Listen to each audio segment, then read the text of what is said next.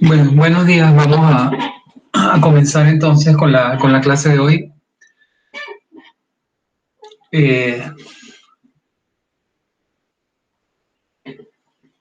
Voy a recordar un poco lo que estábamos haciendo antes.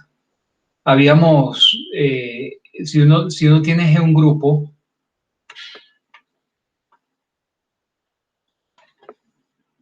y el orden de G es primo, digamos que tiene P elementos, con donde P es primo, entonces nosotros vimos que el grupo tiene que ser, voy a usar esta notación a partir de ahora, aunque el libro no lo usa, como símbolo de isomorfismo, ¿no? Entonces, cuando el grupo tiene un número primo de elementos, entonces nosotros vimos que el grupo tiene que ser isomorfo a los enteros módulo P.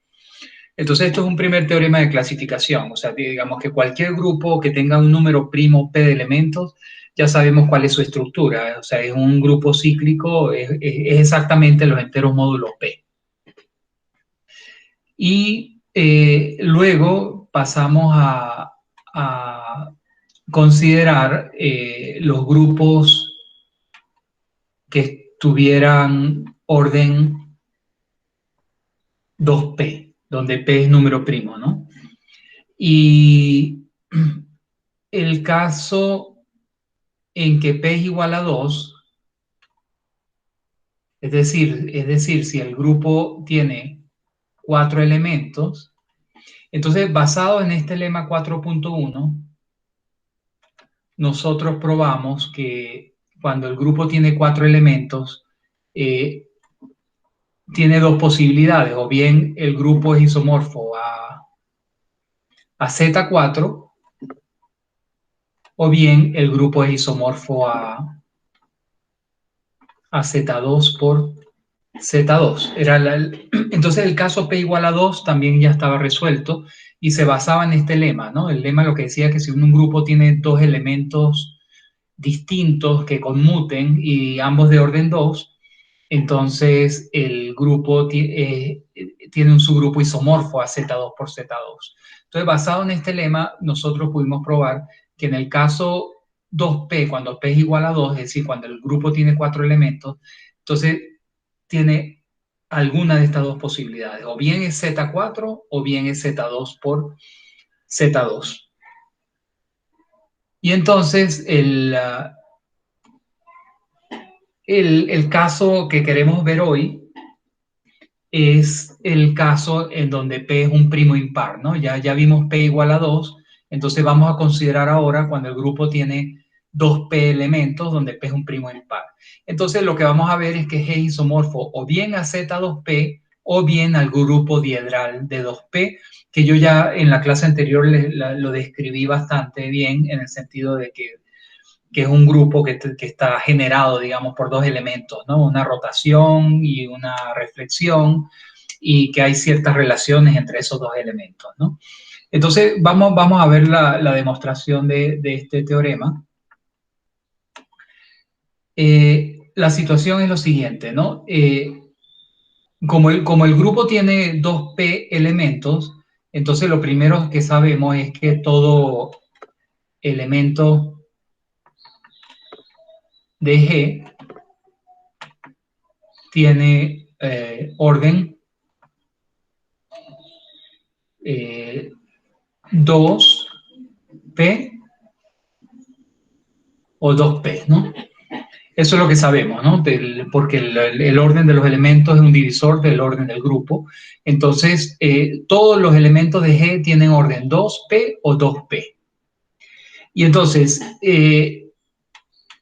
si tiene uno de orden 2P, entonces G va a ser isomorfo a Z2P, eso ya lo habíamos visto, ¿no? Porque si tiene uno de orden 2P, quiere decir que el grupo es cíclico. Y si el grupo es cíclico de orden 2p, entonces ya sabemos por un resultado anterior que es isomorfo a Z2p. Entonces, en el caso de que haya un elemento de orden 2p, ya está resuelto. Entonces, en ese caso sería isomorfo a Z2p. Entonces, supongamos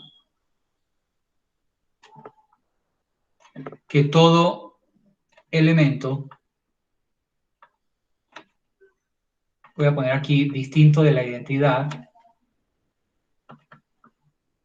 tiene orden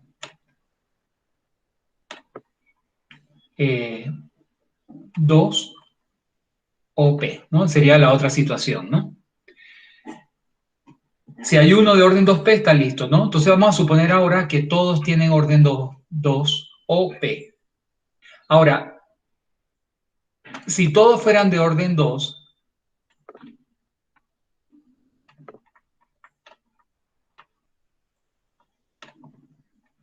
entonces, ¿qué pasaría? Si todos fueran de orden 2, entonces sabemos que eso implica entonces que el grupo G es, entonces el grupo sería abeliano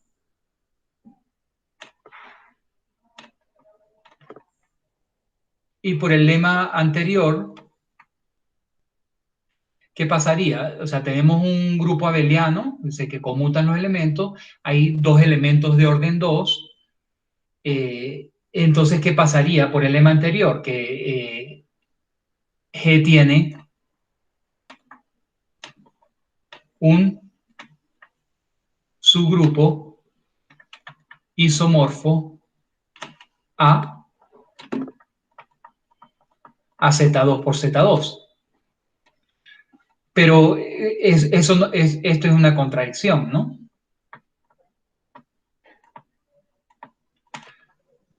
Porque si el grupo G tiene un subgrupo isomorfo a Z2 por Z2, eso implicaría que 4 es un divisor de 2P, ¿no? Que es el orden del grupo. Entonces, esto es una contradicción porque 4 no es un divisor de 2P, cuando P es un primo impar. Entonces, ¿qué ocurre? Si todos fueran de orden 2, entonces G tendría un subgrupo isomorfo a Z2 por Z, y esto no puede ser porque 4 no divide a 2P. Entonces, ¿qué nos dice eso? Que no pueden ser todos de orden 2, de manera que tiene que haber al menos un elemento que tenga orden P. Entonces sea A en G, tal que el orden de A sea igual a P. Está claro, ¿no? Entonces yo puedo asegurar la existencia de un elemento del grupo que tenga orden P. Ahora, tomemos un elemento que no esté en el subgrupo generado por A. ¿De acuerdo? Eso es posible porque el grupo tiene 2P elementos y el generado por el elemento A tiene P elementos. Entonces puedo tomar un elemento que esté fuera del subgrupo generado por A. Ahora bien, fíjense que el subgrupo generado intersectado con el subgrupo generado de B, esto es un subgrupo del generado por A. Y entonces por Lagrange, por el teorema de Lagrange, tendríamos que el orden de la intersección divide al orden del generado por A, que es P. ¿De acuerdo? Pero entonces, es decir, que el orden de A intersectado con el orden de B, esto es un divisor del orden de A, que es igual a P. Pero eso deja dos posibilidades. El orden de la intersección puede ser 1 o puede ser P. No puede ser todo P, porque si fuera todo P, eso me llevaría a que el generado por A es igual al generado por B. Pero eso no es cierto porque B no está en el generado por A. Entonces, la única posibilidad aquí es que el orden de A inter B es igual a 1. ¿De acuerdo? Pero si el orden de AB es igual a 1, entonces, ¿qué pasaría? Pues vamos a ver cuántos elementos tiene el, el producto de estos dos subgrupos. Nosotros vimos que el número de elementos que tiene el producto de dos subgrupos es igual a ¿quién? Es igual al producto de los elementos, del número de elementos que tiene cada uno de los subgrupos dividido entre el número de elementos de la intersección, pero en este caso es 1. Y fíjense que esto a qué nos lleva, a que esto es igual a, fíjense, lo que pasa que aquí se me olvidó escribir, sea A de orden A igual a P y B un elemento de acá. Entonces esto que está aquí es, claro, lo que quiero probar exactamente, ¿no? Voy a suponer que el orden de B es igual a P. ¿De acuerdo? O sea, tomo un B que no está en el subgrupo generado por A y supongo que el orden de B es igual a P. Entonces, ¿qué pasa? Aquí yo tendría que el orden del producto de estos dos subgrupos sería P cuadrado y esto es mayor que el orden de... Y esto es una contradicción, ¿no? Porque acuérdense que el orden de G tiene dos P elementos y no puede ser que el orden del producto de dos subgrupos tenga más elementos que el grupo, porque esto es un subconjunto del grupo.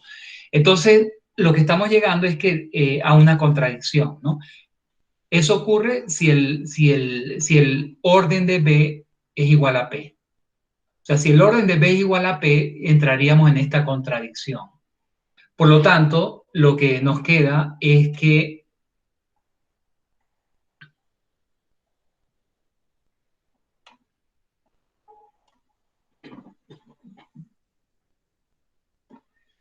o sea, que al final, ¿qué es lo que tenemos? Que A tiene orden P y B tiene orden 2, ¿verdad? Porque vimos que no puede tener orden P, entonces tiene que tener orden 2. Y fíjense que de alguna forma esto ya se va pareciendo al grupo diedral, ¿no? Es decir, que este es como un elemento como la rotación que tiene orden P y esta es una reflexión que tiene orden 2. Entonces, estamos como aproximándonos al grupo de diedral, ¿no? Entonces está claro, ¿no? Hasta ahora lo que sabemos es que el elemento A tiene orden P y el elemento B tiene orden 2. Bien, ahora bien, fíjense que el índice de G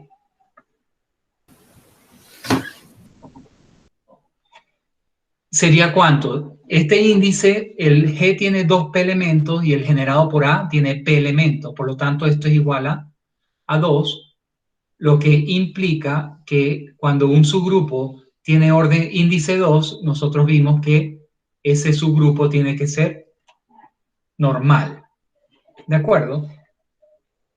Luego, ¿qué tenemos? Si como es normal, entonces tendríamos que B inverso A por B vuelve a ser un elemento del generado por A.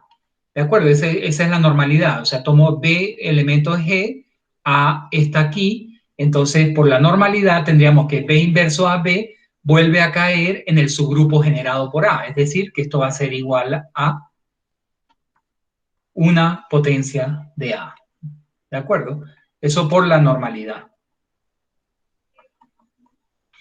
Ahora, vamos a ver que este I no puede ser cualquier I en Z. Vamos a ver quién tiene que ser ese I, ¿no?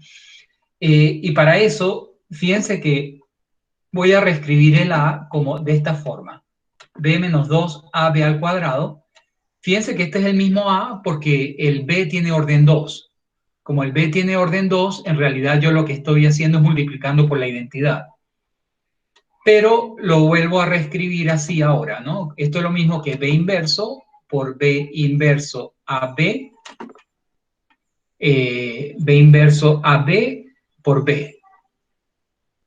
¿De acuerdo? Y ahora uso esta expresión para B inverso AB. O sea que esto es lo mismo que B inverso a la I B. Pero sabemos también que esto es lo mismo que B inverso a B a la I. Y entonces, pero B inverso a B es a la I. Entonces esto me quedaría como A la I al cuadrado. Fíjense que nos queda que A es igual a la I al cuadrado. Y por lo tanto, como el orden de A es igual a P, entonces, ¿a qué nos lleva esto? Esto nos lleva a que P tiene que ser un divisor de I cuadrado menos 1. ¿De acuerdo? Porque A elevado a la I cuadrado menos 1 es la identidad. ¿De acuerdo? De aquí, de esta relación, sacamos que A elevado a la I cuadrado menos 1 es la identidad y por lo tanto el orden de A, que es P, tiene que dividir a I cuadrado menos 1. Pero entonces esto nos deja, digamos que dos posibilidades, ¿no? O bien que I es congruente con 1 o I es congruente con menos 1, esto módulo P, ¿no? Digamos que son las dos posibilidades para I. O sea, sabemos que B inverso A por B es igual a la I, donde I es congruente con 1 o I es congruente con menos 1 módulo P. En otras palabras,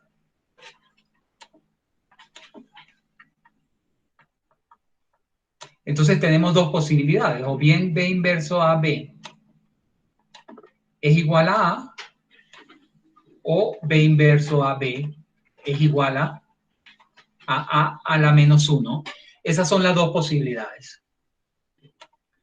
Y fíjense que cada vez se va pareciendo más al grupo diedral, ¿no? Porque acuérdense cómo estaba caracterizado el grupo diedral. Tenía un elemento de orden P, un elemento de orden 2, y además lo que tenía, la propiedad que tenía el grupo diedral era que se satisfacía esta relación que está aquí. Entonces, yo lo que voy a ver ahora es que efectivamente tiene que darse esta situación. Es decir, que esta que está aquí es imposible, lo que voy a probar ahora. Es decir, vamos a suponer entonces que ocurre esto, ¿no? Supongamos que B inverso a B es igual a A. Vamos a ver que esto es imposible. Vamos a ver que esto es imposible. Entonces, si esto ocurre, entonces esto es lo mismo que decir que A y B conmutan. Ahora, fíjense, vamos a tomar el orden del elemento AB y supongamos que es N, ¿no? Estoy tomando el orden del producto de ellos dos. Entonces, ¿qué sabemos de acá? Si el orden de A por B es N, entonces, por un lado, N es un divisor de 2P, ¿verdad? Porque el orden de un elemento divide el orden del grupo. Entonces, esto sería cierto, ¿no? Si el orden de A por B es N, N sería un divisor de 2P. Pero por otro lado, fíjense que si calculamos A por B a la N, que esto es la identidad, ¿verdad? Porque el orden de A por B es N, pero como A y B conmutan, esto lo puedo escribir como A a la N por B a la N, ¿de acuerdo? Porque conmutan, ¿no? Porque A y B conmutan, entonces esto elevado a la N es A a la N por B a la N, y esto nos lleva a que A a la N es igual a B a la menos N, ¿de acuerdo? Pero fíjense que este elemento, ¿dónde estaría? En la intersección de los dos, porque A está en el subgrupo generado por A, por lo tanto A a la N está en el subgrupo generado por A, pero B está en el generado por B y por lo tanto B a la menos N está en el generado por B.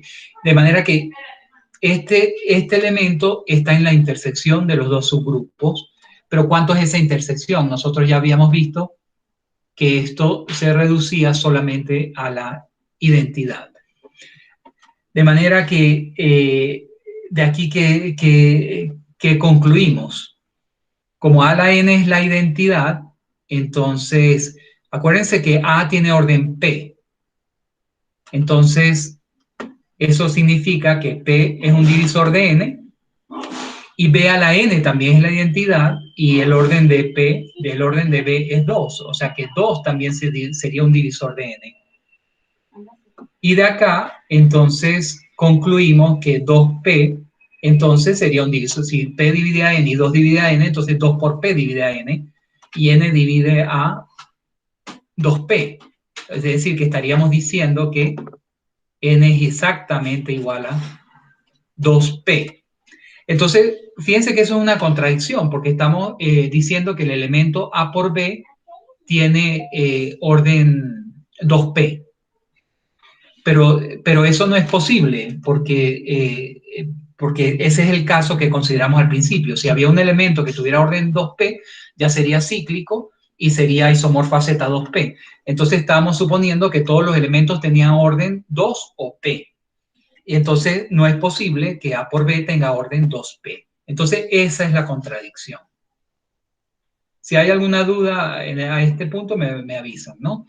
Entonces, fíjense que la contradicción, ¿a qué nos lleva? A que esta situación no es posible. O sea, B inverso A por B no puede ser igual a A, sino que tiene que ser igual a A inverso. A inverso. Entonces, fíjense que en dónde estamos en este momento.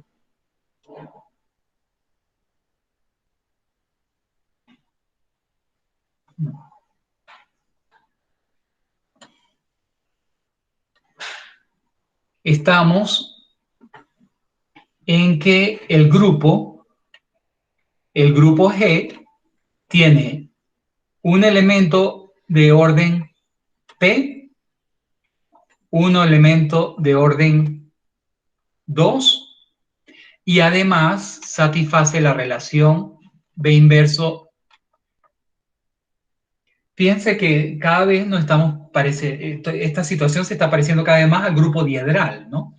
Y fíjense además que nosotros ya habíamos visto que el índice este es igual a 2. Pero si este índice es igual a 2, eso quiere decir que esto forma una partición, ¿no? ¿Cuáles son las clases laterales izquierdas de este subgrupo en G? Pues una es el subgrupo generado por A y la otra es unión disjunta, como hay dos nada más. Acuérdense que el B no está aquí, ¿no? Por lo tanto, la otra clase sería B por el subgrupo generado por A. Hay solo dos clases laterales izquierdas. Una es el propio subgrupo normal y la otra sería B por el subgrupo generado por A, porque B no está en el subgrupo generado por A. Pero entonces, fíjense que a dónde estamos llegando. O sea, todo elemento de G es de la forma o una potencia de A o B multiplicado por una potencia de A. ¿Se dan cuenta? O sea que todo elemento del grupo o es una potencia de A o es B multiplicado por una potencia de A. Y entonces continuamos con el parecido con el grupo diedral, ¿no? Y fíjense que en realidad, a partir de esto, este I ¿dónde varía? I varía entre 0 y P, ¿no? Porque acuérdense que el orden de A es P y eso es lo que tenemos en esta situación de G. Y fíjense que esta relación que está acá me va a determinar todos estos productos posibles que hay en el grupo, ¿no? Porque ¿cuáles son las posibilidades? Una posibilidad es que yo multiplique un elemento de esta forma por un elemento de esta forma, pero fíjense que esto va a ser de nuevo A a la I más J, donde claro, el I más J se va a hacer módulo P porque el orden de A es P, ¿no? Entonces, productos entre estos dos quedan definidos. Fíjense cómo sería un elemento, por ejemplo, de B a la I multiplicado por una a la J, ¿verdad? Que sería un elemento de este tipo por un elemento de este tipo. Esto es directamente B por A a la I más J, donde de nuevo este I más J es congruente módulo P, y fíjense que vuelve a ser un elemento de allí.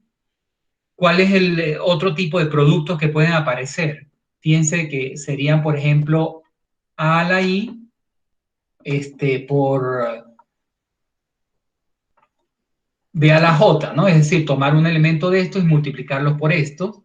Y fíjense que en este caso, esto yo lo puedo escribir de esta forma, ¿no? Lo puedo escribir como B inverso A a la I B a la J. ¿De acuerdo? Lo que estoy poniendo es una identidad aquí adelante, ¿no? Y entonces, cuánto va a ser esto? Fíjense que yo lo que voy a hacer es agrupar aquí estos elementos y esto va a ser igual a ¿quién? A B por B inverso a B a la I multiplicado por a la J. Pero fíjense que aquí es donde es importante esta relación, porque esto va a ser igual a ¿quién? A B, esto que está aquí adentro es a la menos 1 y a la I va a dar a la menos I por a la J. Y fíjense que de nuevo es un elemento de esos que están aquí, ¿no? Y la última posibilidad sería multiplicar dos de estos, ¿no? Pues B a la I por B a la J. Y en este caso, ¿cuánto daría? Bueno, pero esto sería B por A a la I, B a la J, y este fue el que calculamos antes, ¿no? Entonces este sería B por B por A la J menos I, pero acuerden que B tiene orden 2, de manera que esto es la identidad y esto sería A la J menos I. Entonces, fíjense que esta relación que está aquí, determina todos los productos posibles que hay en el grupo. Es decir, que cuando ustedes multiplican cualquier posibilidad entre ellos, vuelve a ser un elemento del grupo y nos dice exactamente quién es, ¿no? Entonces, la conclusión de todo esto es que el grupo tiene un elemento de orden P, tiene un elemento de orden 2, satisface esta relación y como el índice es 2, todo elemento es de esta forma. Por lo tanto, esta relación, junto con el hecho de que los elementos son de esta forma, ya me determina todos los productos del grupo. Por lo tanto, la conclusión, fíjense cuál era la situación en el grupo diedral D2P. En D2P sabíamos que todo elemento era una potencia de una rotación o una reflexión por una potencia de la rotación, donde justamente esto, ¿por qué? Porque el orden de R era P y el orden de la reflexión era 2, y además se satisfacía esta condición, ¿no? F inverso F era igual a R inverso. Entonces, fíjense que es exactamente la misma situación que aquí de este grupo. Es decir, que si mis elementos son de esta forma, R a la I o FR a la I, y satisfacen esta relación, donde los elementos tienen orden P y orden F igual a 2, entonces todos los productos de estos elementos quedan determinados de la misma forma que se obtuvo acá. En conclusión, digamos que si ustedes definen alfa del grupo G en el grupo diedral 2P, pues definen simplemente el alfa de A a la I, lo definen de R a la I, y el alfa, que son estos elementos, y los alfas de B a la I lo defines como F por R a la I. Entonces este alfa va a ser un isomorfismo. Y con esto terminamos la prueba, ¿no? Entonces, fíjense que lo que hicimos fue efectivamente, o sea, probar que el grupo tenía dos elementos, uno de orden P, uno de orden cuadrado, uno de orden 2, y que satisface esta relación. Y además, todo elemento de G o bien es a la I o B a la I. Entonces, con eso queda determinado el grupo. Con esto queda determinado el grupo. Y de hecho, aquí vimos cómo quedan los productos en cualquier caso, ¿no? Entonces, por eso, al fin de cuentas, esto termina siendo un isomorfismo, y ustedes pueden probar los detalles, pero esto ya es inmediato, ¿no? De que G y el grupo diedral 2P son isomorfos. Bueno, entonces eso digamos que termina la demostración, que me parece que es una demostración bien interesante. Aquí estamos usando una serie de hechos que hemos estado estudiando, ¿no?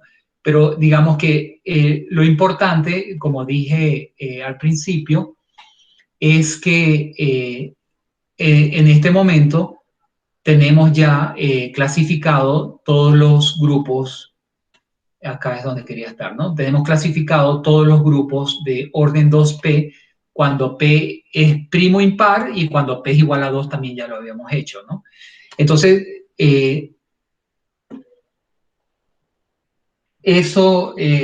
digamos que el tema que estamos trabajando es isomorfismo, y entonces ya vemos que salvo isomorfismo solamente hay dos tipos de grupos de orden 2P. Bien, si hay alguna pregunta, por favor, sobre la demostración del teorema anterior, pueden hacerlo ahora o lo hacemos al final de la clase, ¿no? Entonces, vamos a continuar viendo otros isomorfismos que son interesantes e importantes, ¿no?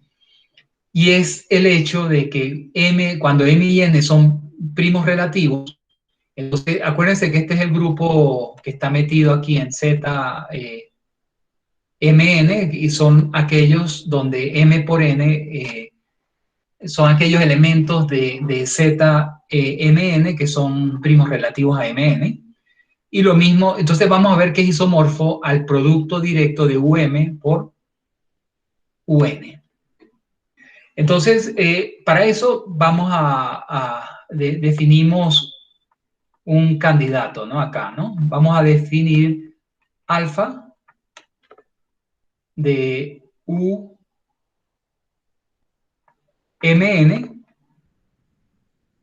a UDM por UDN, y lo vamos a definir de esta manera, ¿no? Por alfa de A lo vamos a enviar al elemento AA.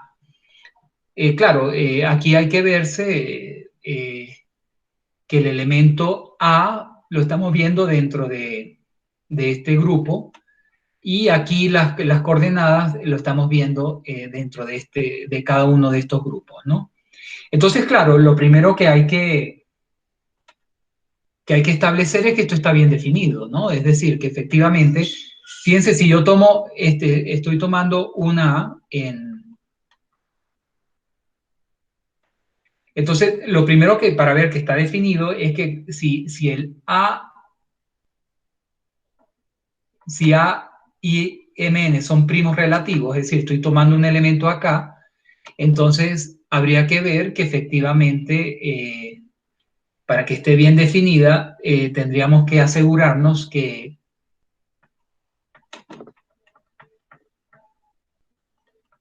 esto ocurre, ¿no? Es decir, que efectivamente este A está en UM y este A está en UM. Pero eso es cierto, ¿no? Digamos que si A es primo relativo con M por N, entonces A tiene que ser primo relativo con M y A tiene que ser primo relativo con N, ¿de acuerdo? Porque cualquier divisor de M va a ser un divisor de M por N. Entonces, y como aquí el único divisor común es 1, entonces los únicos divisores comunes aquí tienen que ser el 1, ¿no? Entonces, esto que demuestra que efectivamente el par AA pertenece a, ¿de acuerdo? O sea, si yo tomo un A que esté en UMN, entonces este par va a estar efectivamente en UM por UN, porque son primos relativos a M y a N. Entonces, eso, para empezar, prueba que está bien definida. Bueno, porque también hay que ver que no depende de la clase, ¿no? Es decir, que si yo tengo que A es igual a B en ZMN, yo tendría que probar que la imagen alfa de A es igual a la imagen alfa de B, para que esté bien definida, es decir, que no depende del representante que yo elija, ¿no?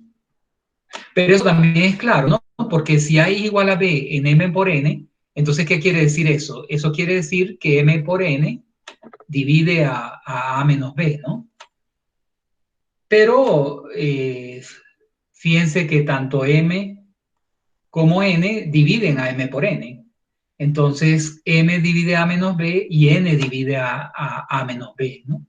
Pero entonces, ¿eso qué nos dice? Que A es igual a B en ZN y A es igual a B en ZM también, ¿no?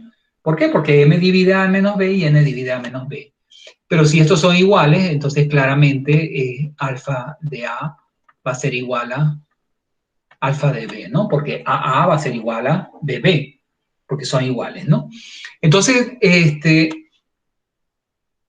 ¿esto qué prueba? Esto prueba que la función está bien definida. Esta función que estamos definiendo de esta manera está bien definida. Entonces, vamos a ver ahora que es un homomorfismo, por ejemplo, ¿no? Entonces me doy, no sé, dos elementos A y B en UMN, ¿no? Entonces, ¿qué calculamos? Calculamos alfa de, acuérdense que esto es un grupo multiplicativo, ¿no? Alfa de A por B. Pero alfa de A por B, por definición, esto es AB a B, así lo definimos. Y fíjense que esto es lo mismo por la definición en el producto directo. Es precisamente esto, y esto es alfa de A por alfa de B. De manera que también sabemos rápidamente que alfa es un homomorfismo. Ahora, ¿qué falta por ver? Que alfa es biyectiva, ¿no? Entonces, para eso, para probar que es inyectiva, recuerden que basta ver que el kernel del homomorfismo se reduce a la identidad, ¿no? Entonces voy a tomar una que está en el kernel de alfa y voy a demostrar que ese A tiene que ser la identidad. ¿Cuál sería la identidad en este grupo? Acuérdense que estamos en el grupo multiplicativo, la identidad es el 1, ¿de acuerdo? Es el 1. Entonces, si A está en el kernel de alfa, entonces, ¿qué significa eso? ¿Y cuál es la identidad aquí en el producto directo?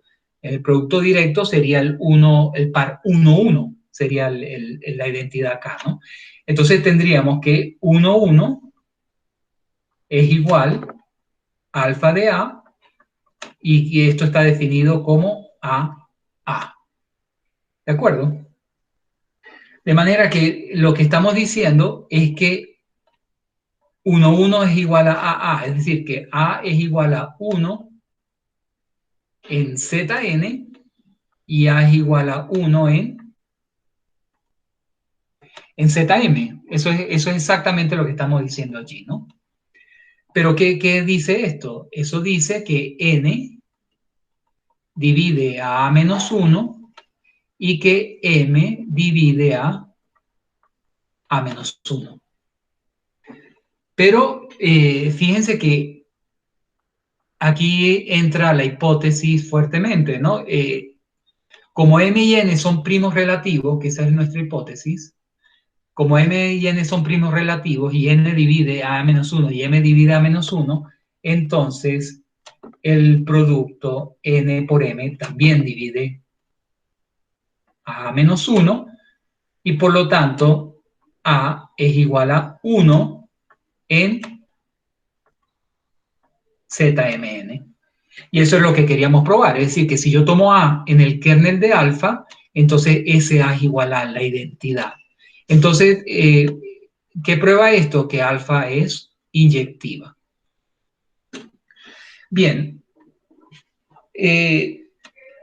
entonces falta por probar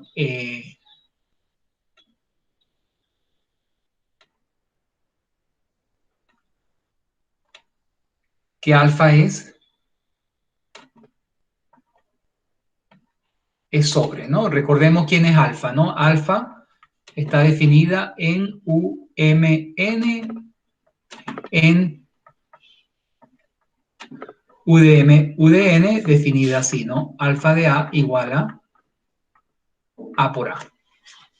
Entonces, claro, ¿cómo probamos que es sobre? Me doy un elemento cualquiera aquí, ¿no?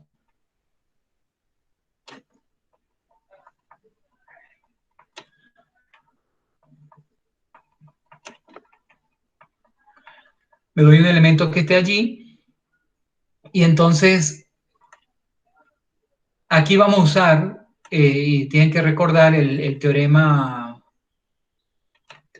del resto chino, que eso lo vieron antes. Eh, como C está en ZM y D está en ZN, entonces yo sé que existe un A que es congruente con C módulo M y A es congruente con D módulo N, ¿no? Eso lo puedo hacer por el teorema del resto chino, ¿no? Entonces, fíjense que de aquí que se desprende. De aquí se desprende que este C yo lo puedo escribir como A más un cierto MK, es decir, M divide A menos C. Eso significa que C se puede escribir como AMK, donde K es un entero Z, y aquí yo puedo escribir a D como A más L, Ln, ¿no? Sería la cosa, ¿no? D menos A es un múltiplo de N, entonces esto lo puedo escribir como Ln, donde aquí K y L son números enteros, ¿no? Pero entonces, ¿qué pasa? De aquí voy a concluir entonces que A y M son primos relativos. ¿Por qué razón? Porque fíjense que cualquier divisor de A y M va a ser un divisor de C. ¿De acuerdo? O sea, si yo tengo T, un divisor de A, y T, un divisor de M, entonces, por esta relación, T también va a ser un divisor de C. Pero fíjense que C y M son primos relativos, ¿no? Porque yo estoy tomando el C aquí C está en UDM, ¿no? Por lo tanto, C y M son primos relativos, ¿no? Entonces, lo que estoy diciendo es que cualquier divisor de A y M también sería un divisor de C y M, pero eso implica que T tiene que ser 1. Y de la misma razón, por la misma razón, aquí concluimos que D y N son 1. Y, y entonces, ¿a qué nos lleva esto? A que Perdón, aquí yo creo que... Un segundito, un segundito.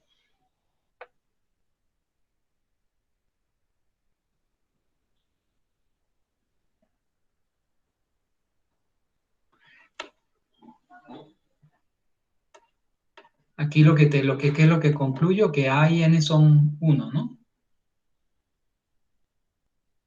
Y entonces, ¿qué es lo que quiero probar yo? Que A está en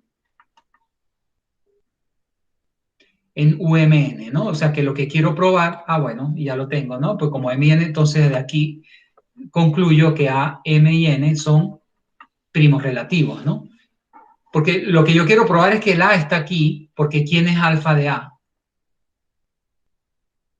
Fíjense que alfa de A va a ser A de A, pero A es congruente con C módulo M y A es congruente con D módulo N, por lo tanto esto es CD, ¿no? Entonces eso prueba que A es sobreyectiva. Entonces, en conclusión, lo que hemos probado es que efectivamente estos dos grupos son isomorfos mediante el homomorfismo definido así. Eso es lo que probamos. Y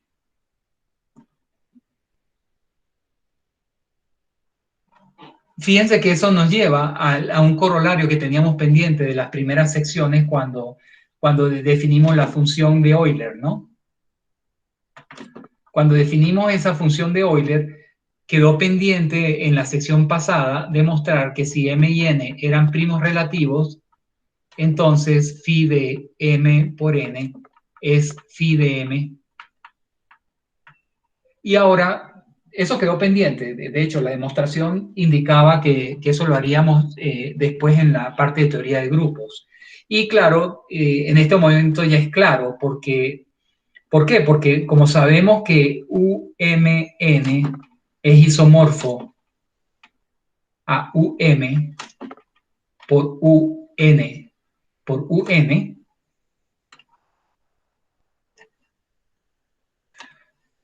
esto es cierto cuando M y N son primos relativos, entonces, si son isomorfos, el número de elementos que tiene UMN es igual al número de elementos que tiene UM por UN.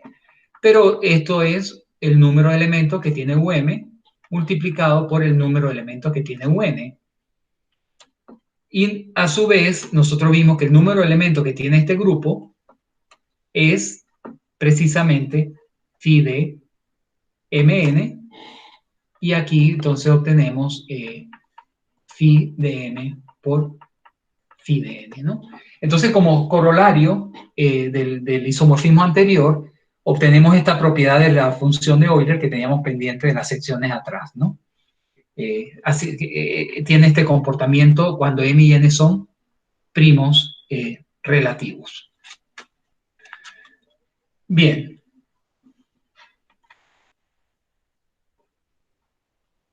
Yo aquí como que me salté algunos ejemplos que quería ver.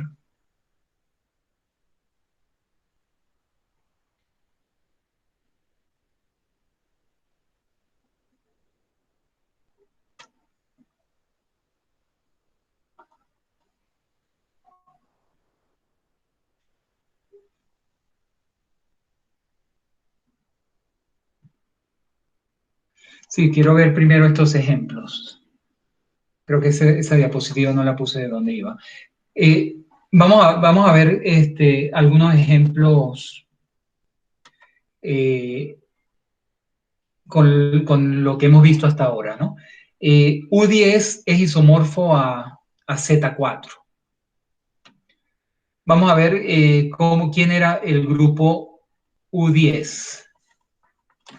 U10 estaba formado por el 1, el 3, el 7 y el 9. Entonces, para que U10 sea isomorfo a Z4, acuérdense que de 4 elementos solamente hay dos grupos, Z4 y Z2 por Z2. Y para que este grupo sea isomorfo a Z4, este grupo U10 debería ser cíclico. y vamos a ver si hay un generador de U10. Por ejemplo, vamos a calcular el generador, el subgrupo generado por el 3, que va a ser 1, 3, 3 al cuadrado es 9, 9 por 3, 27, módulo 10 es 7, y fíjense que esto es precisamente el U10. Por lo tanto, U10 está generado por es un subgrupo, es un grupo cíclico, y por lo tanto, por lo que vimos antes, entonces tiene que ser isomorfo a Z4. En el caso de U8, fíjense que U8, nosotros ya habíamos visto que U8, los elementos son 1, 3, 5 y 7. Y nosotros habíamos visto que todos estos elementos tenían orden 2. Por lo tanto, este grupo no es cíclico, ¿no? Y nosotros vimos que, y por lo tanto no es isomorfo a Z4, ¿no? Porque no es cíclico, entonces tiene que ser isomorfo a Z2, ¿no? Porque nosotros vimos que todo grupo de orden 4 o bien era isomorfo a Z4 o bien era isomorfo a Z2 por Z2. Son las únicas dos posibilidades. Y como este grupo no es cíclico, entonces este grupo no es isomorfo a Z4, entonces tiene que ser isomorfo a Z2 por Z2. U20 y U8 por U3 no son isomorfos. Vamos a ver por qué razón. Vamos a ver por qué razón. Yo creo, a ver, uno hace una cuenta y uno puede probar que el orden de 9. No, bueno, este vamos a dejarlo aquí pendiente un momento. Antes de hacer sí me interesa.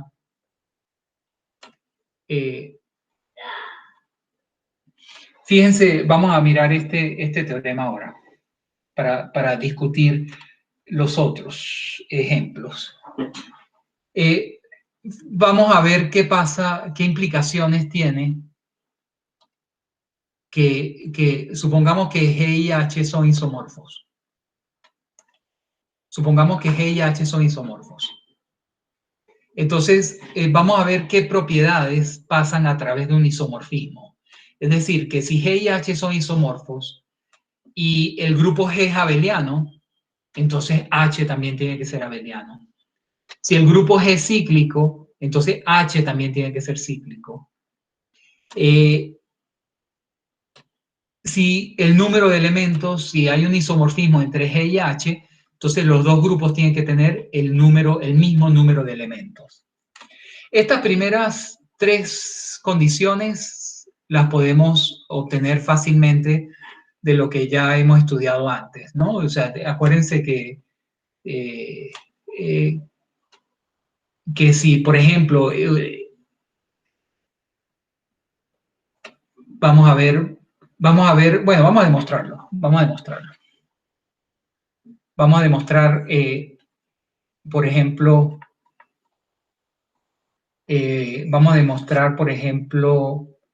la parte 1.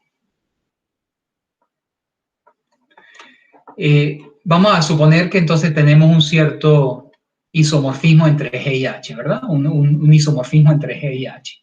Entonces, ¿qué pasa? Vamos a hacer el 2, más bien ustedes hacen el 1, que es más fácil. Si G es cíclico, entonces está generado por un elemento de A en G. Entonces, ¿qué quiero probar? Que H es cíclico. ¿Y quién es el candidato para que genere a H? Pues el candidato sería la imagen del generador de G. ¿Y por qué? Bueno, si yo me doy cualquier H en H, si yo me doy un elemento H en H, Entonces, como la función alfa es sobreyectiva, entonces h va a ser alfa de un cierto x perteneciente a g. ¿De acuerdo? Pero ese x, como g está generado por a, va a ser un alfa de a a la n. Y como alfa es un homomorfismo, esto es lo mismo que alfa de a la n. Entonces, ¿qué probamos de esa forma? Que si G es cíclico, H también es cíclico y está generado por el elemento phi de A. Es decir, cualquier elemento de H se escribe como una potencia de alfa de A. Y al revés también es cierto. O sea, si H es cíclico, entonces G va a ser cíclico y eso lo pueden ver simplemente considerando el homomorfismo inverso, que también es un isomorfismo, ¿no? ¿De acuerdo? Entonces es lo mismo, ¿no? Porque si alfa es un iso, acuérdense que esa relación era una relación simétrica y la inversa también es un iso, ¿no? Entonces el mismo argumento que usé aquí sirve para probar que si H es cíclico, entonces G es cíclico. Entonces, de la misma manera se puede probar que si G es abeliano, H es abeliano, y esta tercera propiedad es clara, ¿no? O sea, si yo tengo un iso, pues tengo una función biyectiva entre ellos y por lo tanto tiene el mismo número de elementos. Entonces, estas son propiedades que se preservan bajo isomorfismo, es decir, que pasan de un grupo al otro cuando hay un isomorfismo, ¿no? ¿De acuerdo? Entonces, vamos a ver, por ejemplo, la parte 4.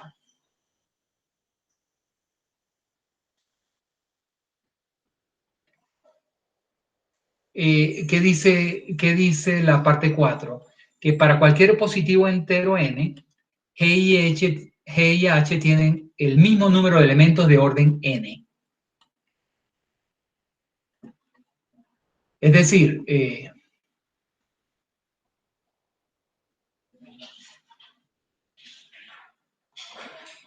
que si yo tengo alfa de G en H un isomorfismo, entonces vamos a llamar, por ejemplo, X,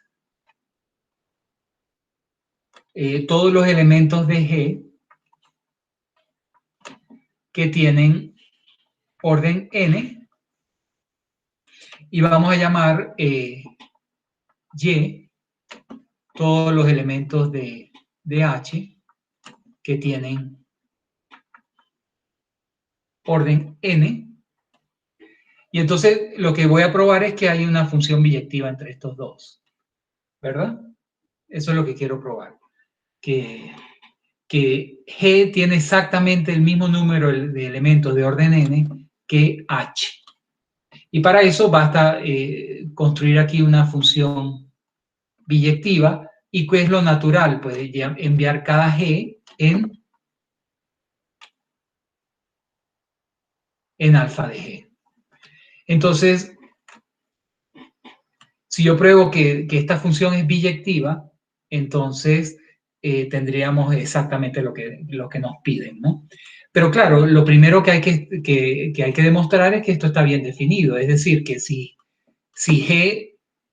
el orden de G es igual a n, entonces el orden de alfa de G también es igual a n.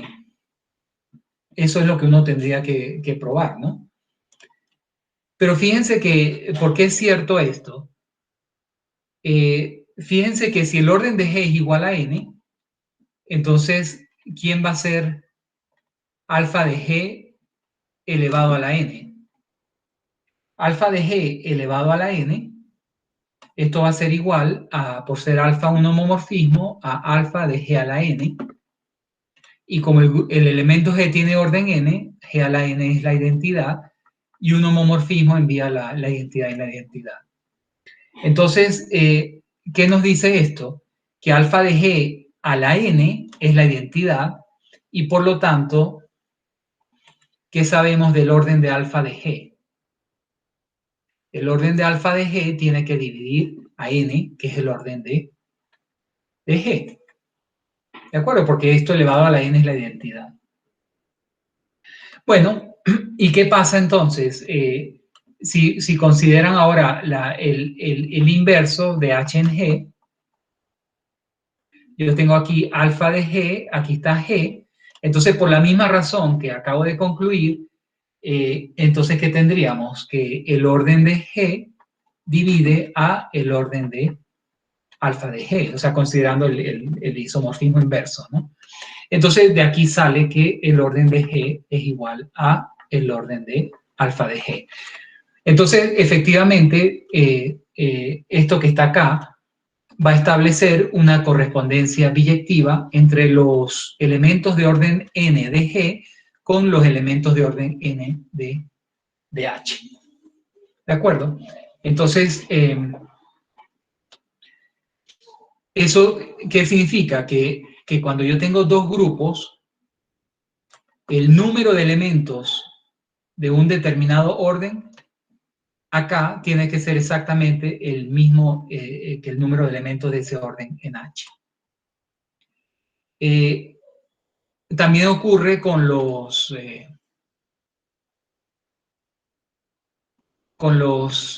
subgrupos, por ejemplo, ¿no? O sea, si yo tomo, repito, tengo acá alfa de G en H, el isomorfismo, y considero, por ejemplo, de este lado, todos los subgrupos de G que tienen n elementos, y considero Y todos los subgrupos de H que tienen n elementos. Entonces, si hay un isomorfismo entre G y H, entonces aquí también va a haber una biyección. Es decir, que el número de subgrupos de orden n en el grupo G es exactamente el número de subgrupos de H que tienen n elementos, ¿no? ¿Y cuál sería la forma natural de definir esa biyección? Bueno, si yo tengo un subgrupo de G que tenga n elementos, pues yo lo que voy a hacer es enviarlo a la imagen de L bajo alfa, ¿no? Acuérdense que si L está acá, yo puedo considerar el conjunto imagen de L que nosotros vimos en resultados anteriores, que cuando tomo un subgrupo de G, la imagen de ese subgrupo es un subgrupo de H. Entonces, fíjense que esto en principio está bien definido, entonces, ¿no? Digamos que a cada subgrupo de G lo estoy enviando a un subgrupo de H. Pero lo que faltaría ver es que ese subgrupo de H que estoy definiendo acá también tiene n elementos, pero eso es claro porque fíjense que L, como alfa es un isomorfismo, pues L va a ser isomorfo a su imagen, ¿no? ¿De acuerdo? Y por lo tanto, si L tiene elementos, n elementos, entonces el orden de alfa de L también tiene n elementos. Entonces, fíjense que ¿qué es lo que hemos demostrado hasta ahora? Que esta función está bien definida. O sea, que si yo agarro un subgrupo de G con n elementos y lo envío a la imagen bajo el homomorfismo, eso efectivamente es un subgrupo de H que tiene también n elementos. Ahora, fíjense que el hecho de que alfa sea inyectiva, o sea, si L es distinto de M, entonces alfa de L es distinto de alfa de M, ¿no? Porque alfa es inyectiva. Entonces, ¿qué está diciendo eso? Que al menos el orden de X tiene que ser menor o igual que el orden de Y, porque hay una función inyectiva que va de aquí hasta acá. Si hay una función inyectiva que va de aquí hasta acá, entonces aquí tiene que haber menor o igual elementos que de este lado. Pero el mismo argumento de siempre, ¿no? Ahora tomamos alfa inversa de H en G, y entonces, ¿qué va a pasar? Que usando exactamente el mismo argumento que usamos aquí arriba, vamos a concluir que el número de elementos de Y es menor o igual que el número de elementos de X, y por lo tanto son iguales. Es decir, que si yo tengo un isomorfismo, el número de subgrupos que tengan un orden dado se preserva bajo el isomorfismo, ¿no? Y el caso de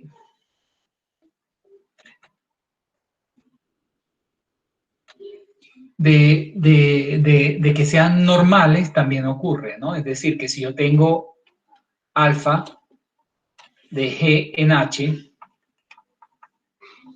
un isomorfismo, entonces, si yo considero X, todos los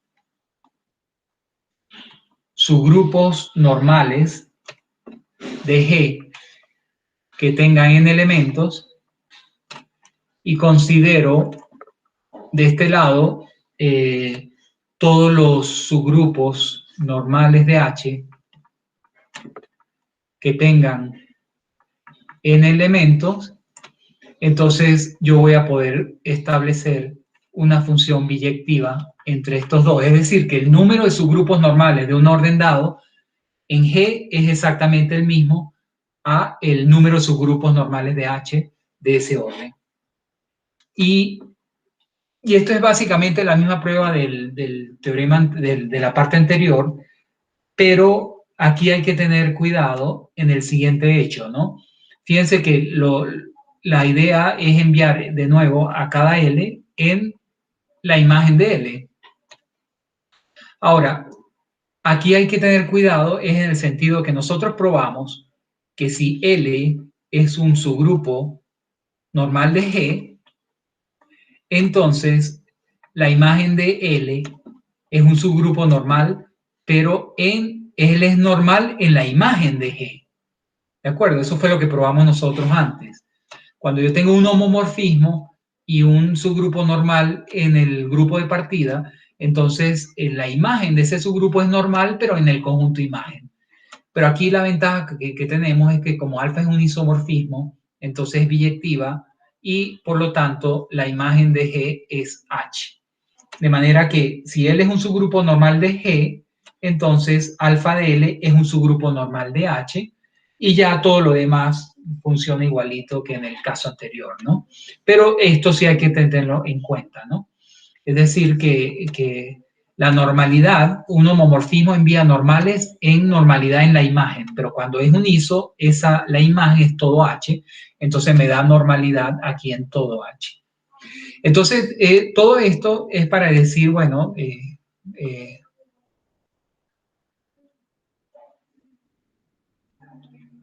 no sé, ya se me perdió el teorema, pero vamos a ver, por ejemplo, este ejemplo, donde queremos ver que U20 y U8 por U3 no son isomorfos, ¿no? Fíjense que aquí en U20, ¿cuántos elementos tiene U20? U20 estaría formado por el 1, 3, 5, 7, 9, 11, 13, 17 y 19. Son 8 elementos, ¿no? Son 8 elementos.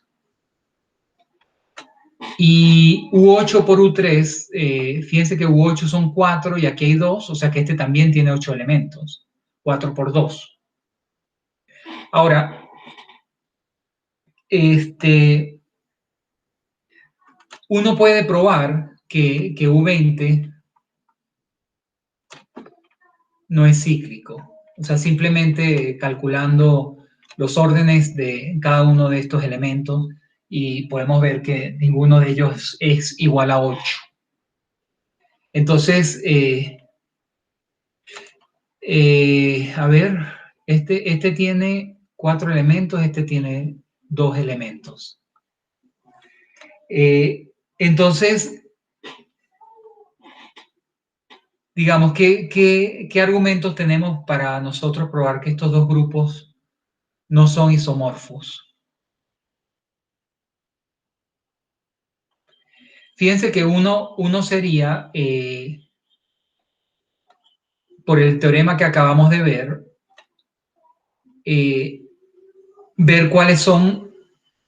cuántos elementos en U20 tienen orden 2. Por ejemplo, en U20 uno puede probar que los únicos elementos que tienen orden 2 son el 9. Fíjense que 9 por 9 es 81, módulo 20 es 1. El 11 también tiene orden 2, porque 11 al cuadrado es 121. Eso da 1, módulo 20. Y el otro es el 19. Estos son los únicos elementos de U20 que tienen orden 2. Entonces, si hubiera un isomorfismo acá, entonces de este lado, el número de elementos de orden 2 serían exactamente 3. Ahora, en U8 por U3, acuérdense cómo son estos elementos, ¿no? Esos son elementos U8 era 1, 3, 5, 7 y todos tenían orden 2.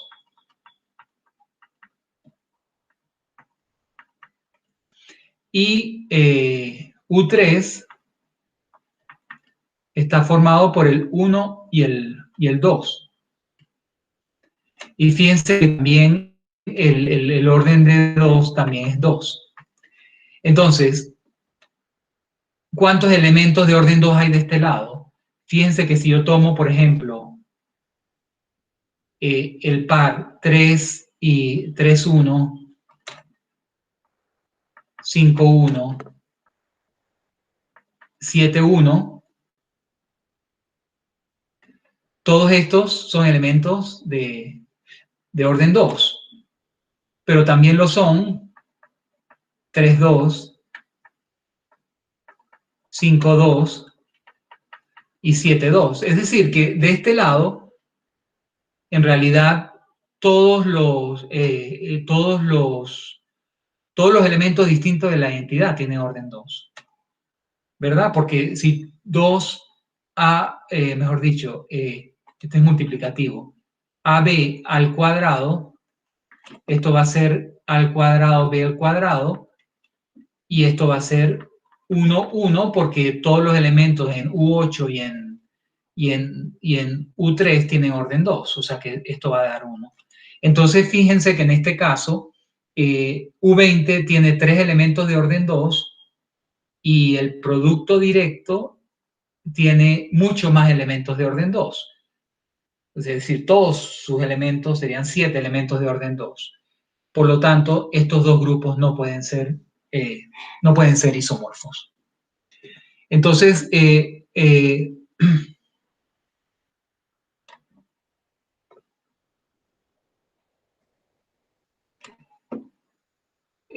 yo creo que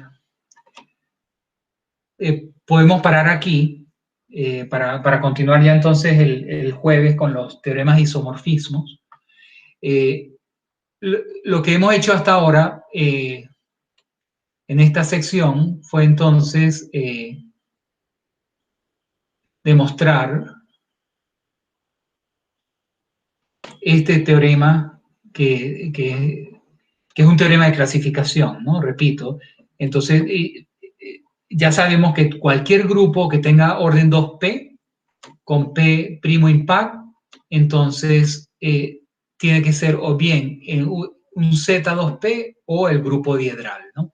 Son los únicos dos tipos de grupos que tienen orden 2p. De manera que si esto nos da claridad, ¿no? Por ejemplo, si yo tomo un grupo de orden 10, yo sé que ese grupo o es isomorfo a Z10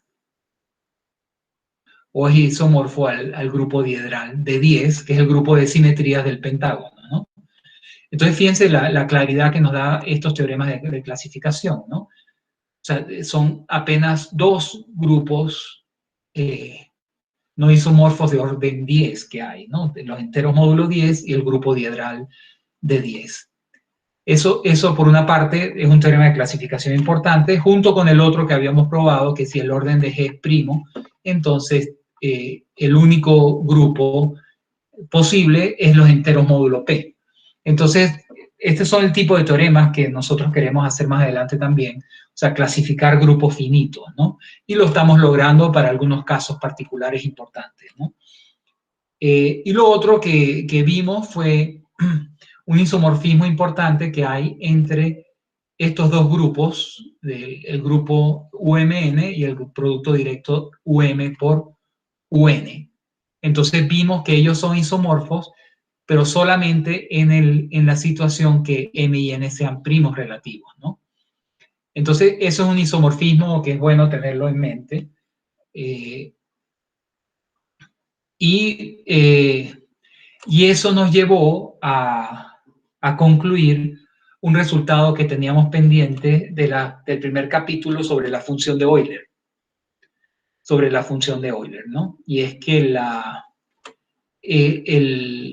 función de Euler de un producto es igual al producto de las funciones de Euler cuando M y N son primos relativos, ¿no? Por ejemplo, si quiero calcular phi de 45, esto es phi de 5 por 9, y como 5 y 9 son primos relativos, pues esto es phi de 5 por phi de 9, y estos se pueden calcular fácilmente, ¿no?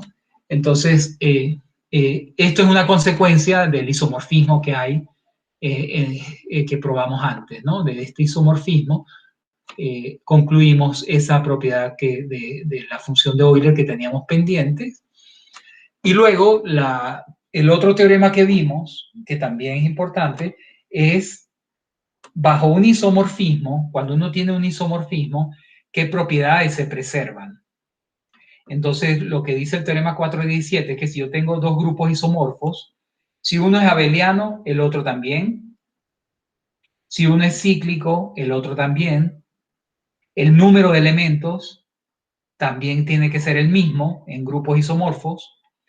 Y estos tres, que lo que dice, por ejemplo, es que el número de elementos de determinado orden en G tiene que ser exactamente el mismo en H. Eso también se preserva en el isomorfismo.